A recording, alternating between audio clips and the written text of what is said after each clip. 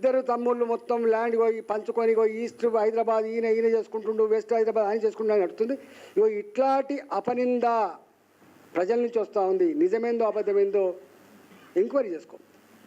నాకు తెలిసిన దగ్గర ఒక ఇంటెలిజెన్స్ వ్యవస్థ ఉంది, దానికి ఒక మంచి అనుభవం ఉన్నటువంటి ఆఫీసర్ కూడా ఉన్నాడు. ఆయనకి ఇస్తే మొత్తం ఒక వారం 10 రోజుల్లో దీని వెనుక ఉన్నది ఎవరో తెలుస్తుంది.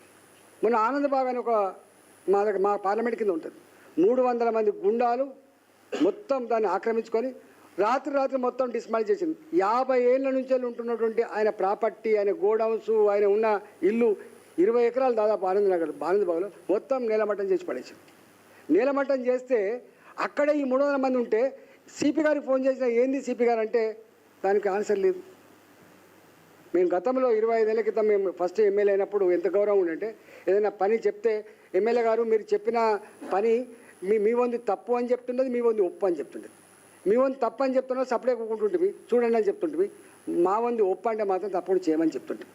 కానీ ఇక్కడ తప్పు ఒప్పుతో సంబంధం లేదు, తప్పు ఒప్పుతో సంబంధం లేదు. బస్ బాసుల ఆదేశాలు, పోలీసు వాళ్ళు బాసుల ఆదేశాలు. ఒకవేళ బాసుల ఆదేశాలు పాటించకపోతే ఆ సిఐ ట్రాన్స్ఫర్ అవుతాడు, ఆ డిఎస్పి ట్రాన్స్ఫర్ అవుతాడు. వాళ్ళకు అనుకూలంగా లేకపోతే పనిచేయనియరు. Simple issue.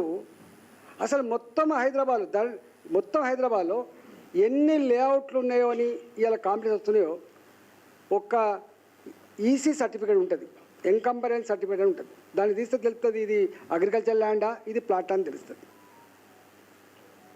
Simple issue.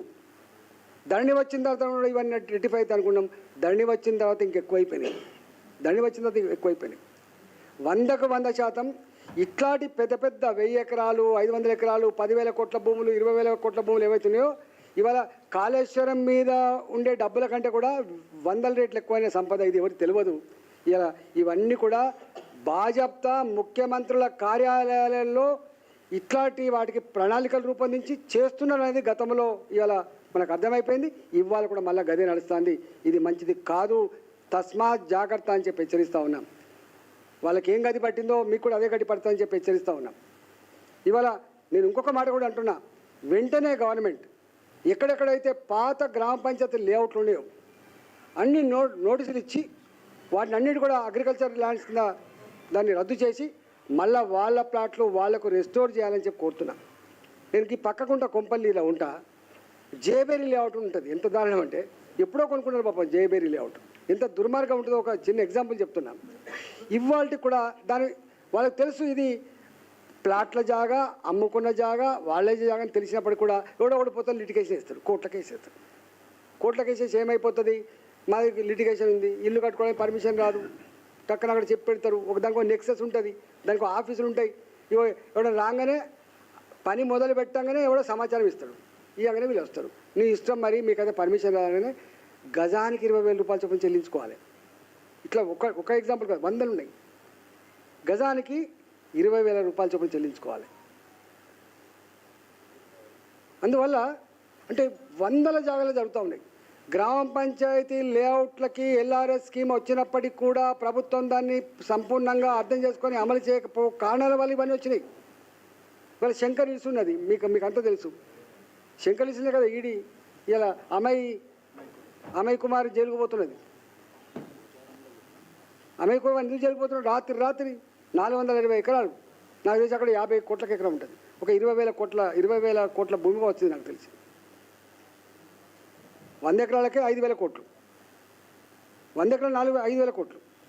ఇలా 460 ఎకరాలు 20,000 కోట్ల పైన రాత్రి చేసిండు. కొద్ది మందికి మాత్రమే దాని లాకులు ఓపెన్ చేసి అది ఉంటుంది.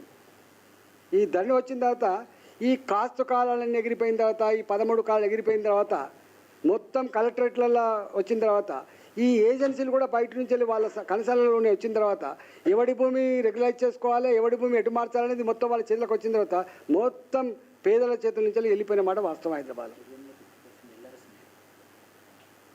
అందువల్ల నేను ఒకటే ప్రజలకు కోరుతా ఉన్నా, వీటిని కాపాడుకోవాల్సిన బాధ్యత ఉంది. కాబట్టి ఇలా అలాంటి బాధితులకి, భంగపడ్డలకి భారతీయ జనతా పార్టీగా మేముగా మీకు అండగా ఉంటామని చెప్పి తెలియజేస్తా ఉన్నాం.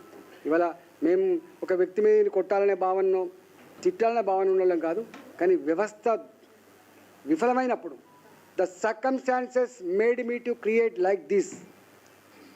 ఈ వ్యవస్థ చూసిన వాడిగా వాళ్ళ కన్నీళ్ళని, వాళ్ళ దుఃఖాన్ని, వాళ్ళ బాధని, వాళ్ళ ఆర్తిని అర్థం చేసుకున్నవాడిగా, నేను ఎంపీని కాబట్టి నేను కూడా ఏం చేయకపోతే ఈ వ్యవస్థల మీద ఇంకా నమ్మకం పోయే ప్రమాదం ఉంది కాబట్టి వ్యవస్థల మీద నమ్మకం ఉండాలి, కనీసం ఎంపీల మీద నమ్మకం ఉండాలనేటువంటి దాంతో నేను ఇలా నిలువరించే ప్రయత్నం చేసింది తప్ప వేరే కాదు. కాబట్టి ఇవాళ అక్కడ ఆ కొర్రెమల గ్రామంలో 2076లో ఆల్మోస్ట్ 70% అయింది, 60-70% ఇప్పటికే ఎల్ఆర్ఎస్ కట్టి ఉన్నాయి. కాబట్టి వాళ్ళ జాగలల్లో వాళ్ళు ఇల్లు కట్టుకుంటే ఎవడైనా ఆపితే చీల్చి చెండాడుతావు నా కొడుక, గుర్తుపెట్టుకోండి. నేను ఒక హెచ్చరిక చేస్తా ఉన్నా, ఈ బౌన్సర్లు, ఈ గుండాలు, ఈ రియల్ ఎస్టేట్ వాళ్ళు 20,000 50,000 నెలకి ఇవ్వగానే మీరు కనుక వచ్చి ప్రజల మీద దౌర్జన్యం చేస్తే మీ పడతా నా కొడుకు అని చెప్పి హెచ్చరిస్తా ఉన్నా. పని చేసుకుంటూ చేసుకో, ఇంకో పని చేసుకో, కానీ ఎవడు నువ్వు దౌర్జన్యం చేసేవాడు ఎవడివి? పోలీసులు నిన్ను నిర్వహించకపోవచ్చు, పోలీసులు అండతోటి నువ్వు చేస్తుండొచ్చు, కానీ మేము చూసుకోవడానికి సిద్ధంగా